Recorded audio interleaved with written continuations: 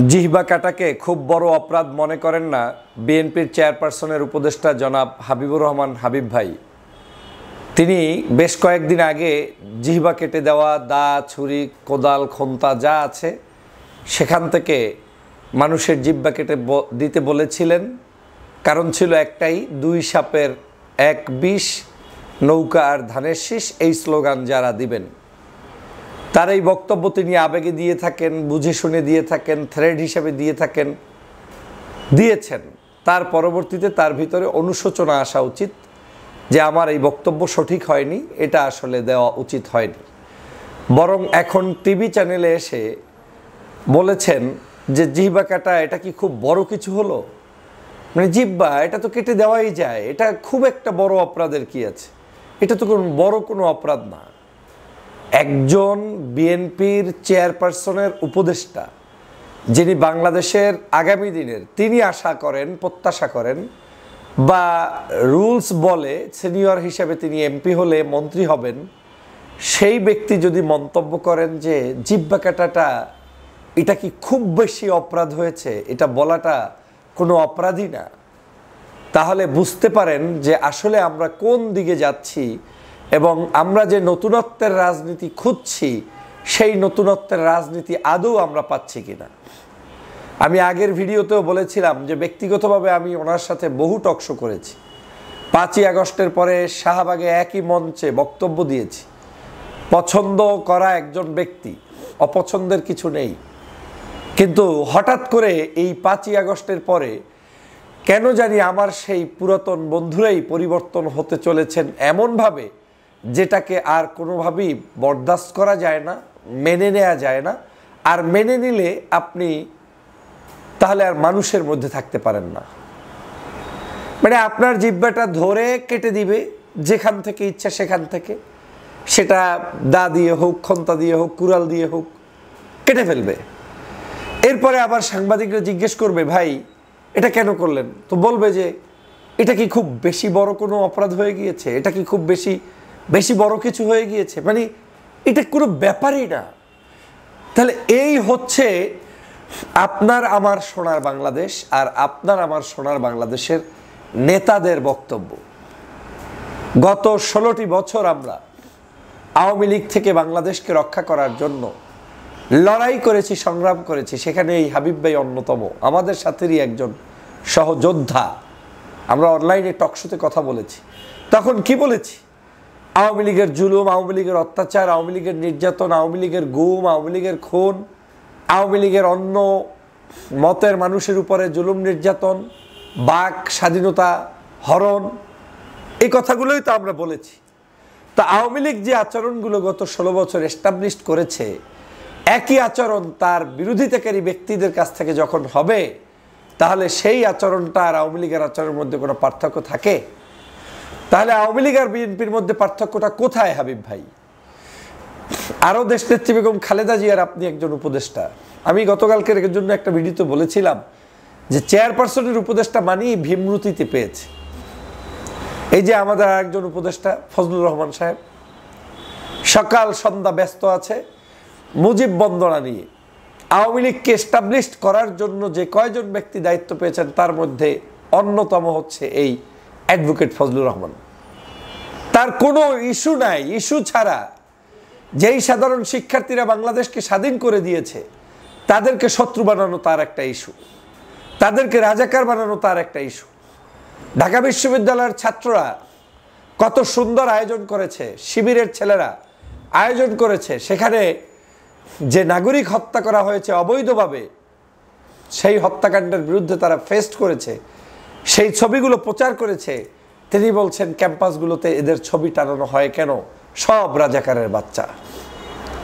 বাংলাদেশে নিজামী, সাইদি, কাদের মোল্লা, আলী হাসান মুজাহিদ, মীর কাসেম আলী, এদের রক্তের বিনিময়ে আজ এই বাংলাদেশটা স্বাধীনতার পথ সূচিত হয়েছে। শুধু তাদের রক্তই নয়, হেফাজতে ইসলামের রক্ত, 57 জন সেনা অফিসারের রক্ত, 24-এর গণ অভ্যুত্থানের আমার ভাইদের রক্ত, এভাবে করে শেখ হাসিনার হাতে যারাই মৃত্যুবরণ করেছে সকল রক্তের সমন্বয়ে আজকের এই বাংলাদেশটা আমরা পেয়েছি।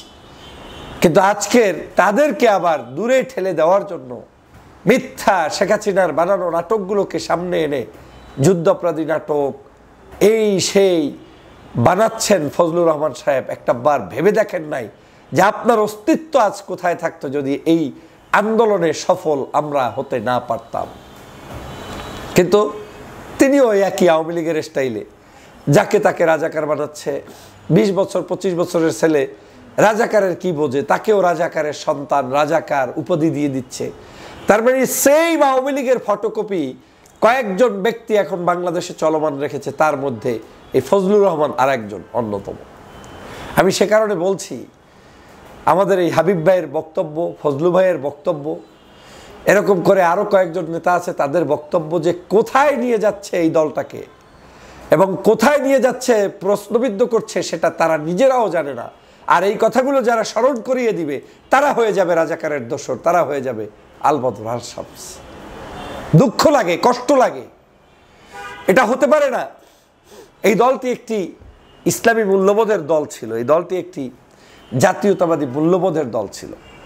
এই দলটাতে যদি বামপন্থী একজন নাস্তিক্যবাদী লোকও থাকতে পারে, ধরেন গণতন্ত্রের স্বার্থে যে সবাই থাকবে, তাহলে এই দলের উচিত ছিল এই দলে ডানপন্থী আদর্শবাদী মানুষরাও থাকবে যারা ন্যায়ের পক্ষে কথা বলবে, অন্যায়ের বিরুদ্ধে কথা বলবে।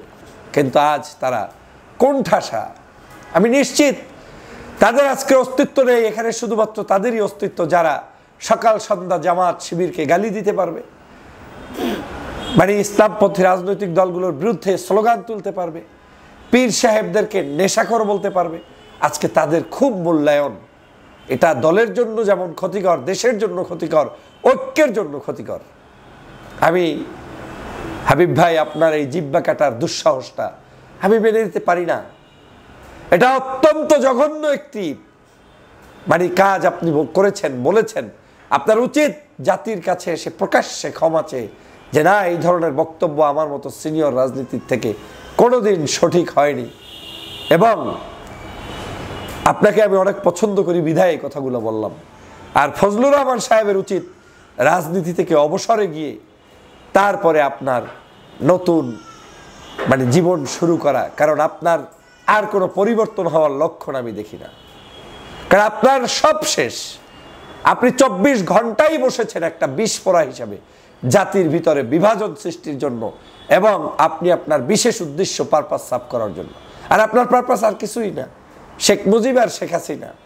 আপনি বিএনপির আপন, এটা পৃথিবীর কেউ বিশ্বাস করে না। যারা করে তারা বিএনপির ধ্বংস চায়। আপনি বিএনপির একজন ধ্বংসকারী ব্যক্তি ছাড়া আর কিছুই না। আমি চ্যালেঞ্জ দিয়ে বলতে পারি আপনার মাধ্যমে কোনো আদর্শ বাস্তবায়িত হবে না। প্রিয় ভাইরা, অতএব আমাদেরকে সতর্ক হতে হবে, আমাদেরকে আরও বেশি করে সচেতন হতে হবে। বাংলাদেশের আগামীর রাজনীতি এই যুবক তরুণদেরকে গালিগালাজ করে কেউ টিকে থাকতে পারবেন না। এ বাংলাদেশের আগামীর রাজনীতিতে কেউ কারো চোখ রাঙাকে ভয় পায় না। আগামীর রাজনীতি হবে একটা স্বচ্ছ, সৎ, ভালো মানুষদের প্ররোচনায় দেশ চলবে, পরিচালনায় দেশ চলবে। সেরকম একটি বাংলাদেশের প্রত্যাশা জনগণ করে। নতুন নতুন নেতা, আবার একজন দেখলাম, কি নাম জানি, এনডিপির ববি হাজ্জাজ। দল নাই, কিছু নাই, মানুষ নাই, ব্যানার ধরার লোক নাই, 4 জন লোক নাই, দাঁড়িয়ে বক্তব্য দিয়ে বলছে বাংলাদেশে ডানপন্থীদের উত্থান ঘটাতে পারবে না। ডানপন্থীদের উত্থান ঠেকানোর জন্য উনি আসছে। কোথায় আসছে? বিএনপির কাঁধে ভর করতে আসছে। বেটা, তোর দলে নাই 4টা মানুষ, ব্যানার ধরার 4 জন লোক। চ্যালেঞ্জ দিয়ে বলছি, 4 কর্নারে 4 জন লোক যদি হাজির করতে পারে বিনা বেতনে, রাজনীতি ছেড়ে দেব। নাই, দায়িত্ব টেনে টেনে মানুষ এনে তারপরে কাজ করাতে হয়, সেই দল বলে বাংলাদেশে ডানপন্থী রাজনীতি বন্ধ করে দিতে হবে, ডানপন্থীদের উত্থান ঠেকাতে হবে। তুমি ঠেকানোর কে? তোমার বাবার কে তুমি ঠেকাও? তোমরা আওয়ামী লীগের পরিবারের সন্তান হয়ে বাংলাদেশের গত 16 বছর কি করেছো? 1টা 2টা মিছিলের সামনে এসে ষড়যন্ত্র করে 5-7 জন মানুষ নিয়ে এই সকল এজেন্ট ভিত্তিক রাজনৈতিক দল দিয়ে বাংলাদেশের পরিবর্তন হবে না। বরং বিএনপির কাঁধে চড়ে বিএনপিকে ধ্বংস করার জন্য এরা এসেছে। এদের থেকে এখন সাবধান না হলে দেশটা চলবে না। দেশে যেই লাউ সেই কদু থাকবে। অতএব সতর্ক অবলম্বন করুন, জাতিকে নতুন করে দিক দেওয়ার চেষ্টা করুন, এবং এই জাতিকে উদ্ধার করুন প্রিয় দেশবাসী। সবাইকে ধন্যবাদ।